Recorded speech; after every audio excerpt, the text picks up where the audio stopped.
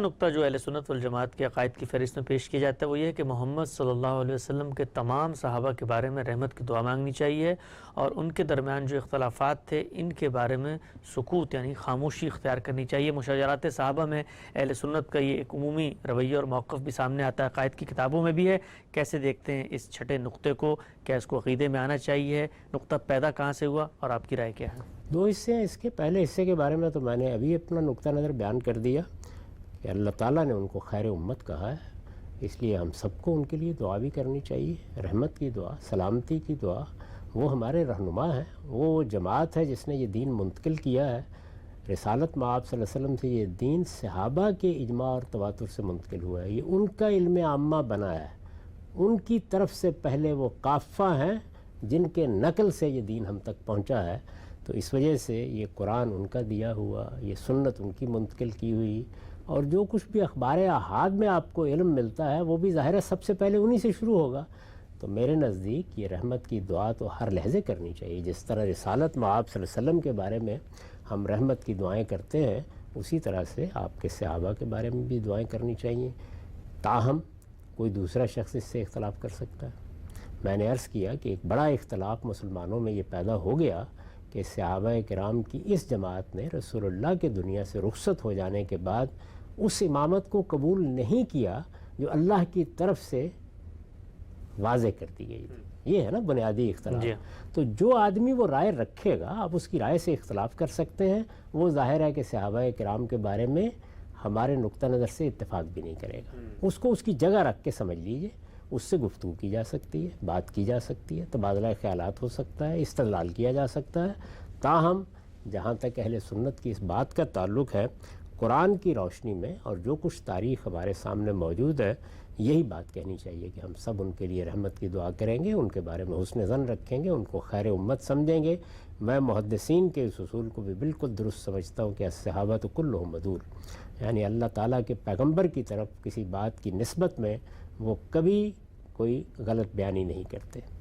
یعنی کسی جگہ غلطی لگ جائے سننے میں، سمجھنے میں، وہ تو انسانی معاملات ہیں، نسیان بھی ہو جاتا ہے، سہو بھی ہو جاتا ہے، لیکن یہ کہ ان میں سے کوئی حضور کی طرف کوئی جھوٹ منسوب کر دے، ایسا کبھی نہیں ہوا۔ تو صحابہ کرام کی جماعت کے بارے میں میرا اپنا نقطہ نظر بھی یہی ہے، اور بارہا ہم اس کو بیان کرتے رہے ہیں۔ اور یہ آپ جانتے ہیں کہ میں نے تو اپنی کتاب میزان میں جب یہ بتایا ہے کہ یہ دین ہمیں کس طرح منتقل ہوا ہے، تو اس کا سارا انحصار اسی جماعت پر ہے۔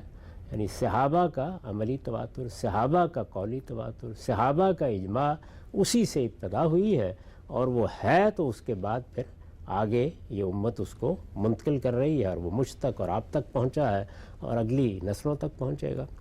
جہاں تک اس دوسرے پہلو کا تعلق ہے کہ ان کے مشاجرات، یعنی جب ان کے درمیان کوئی اختلافات ہو گئے، جنگیں ہو گئیں، اس طرح کے معاملات ہوئے،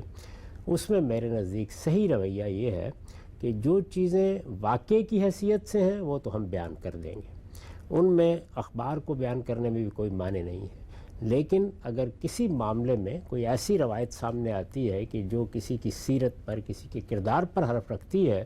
تو وہاں ہم یہی طریقہ اختیار کریں گے کہ کم سے کم شہادت کے درجے تک جب تک کوئی بات نہیں پہنچتی، عام مسلمان کے بارے میں بھی ہمیں متنبہ کیا گیا ہے کہ ہم کوئی بری بات نہ کہیں، تو صحابہ کے بارے میں تو اور بھی احتیاط کرنی چاہیے۔ یعنی یہ بات کہ ایک ماضی میں واقعہ ہوا، اس وقت کوئی چیز ریکارڈ کی گئی نہیں کی گئی، لوگ بیان کر رہے ہیں، لوگوں کے اپنے اپنے خیالات بھی ہو سکتے ہیں، اختلافات میں ظاہر ہے کہ جماعتیں بن جاتی ہیں، تو اس لیے صحیح رویہ یہی ہے جو اس میں بیان کیا گیا ہے کہ اگر آپ کوئی بات کہنا چاہتے ہیں تو خیر کی بات کہیے،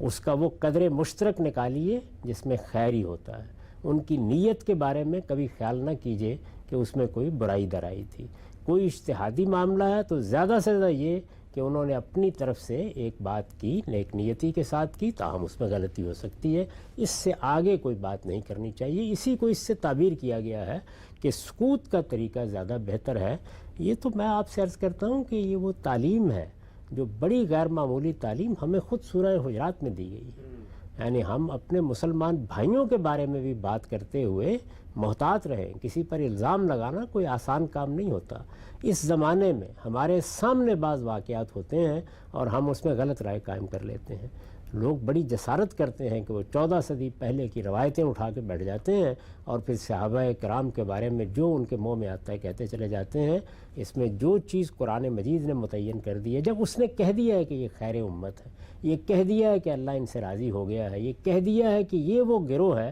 جس کو ہم نے شہادت کے منصب پر فائز کیا ہے، پیغمبر نے ان پر شہادت دی ہے، یہ اب پوری دنیا پر دین کی شہادت دیں گے، تو اب اس گروہ کے بارے میں یہ رویہ اختیار کرنا کہ ہم ان کی غلطیاں چننے کے لیے بیٹھ جائیں، ان کے عیوب تلاش کرنے کے لیے بیٹھ جائیں، یہ بڑی جسارت ہوگی۔ تو اگر کوئی چیز روایتوں میں ہمارے سامنے بھی آئے گی تو ہم یہی کہیں گے کہ اس کی شہادت کے درجے تک جب تک تحقیق نہیں ہو جاتی ہم زبان نہیں کھولیں۔ بہت ہی خوبصورت بات ہے ہم سب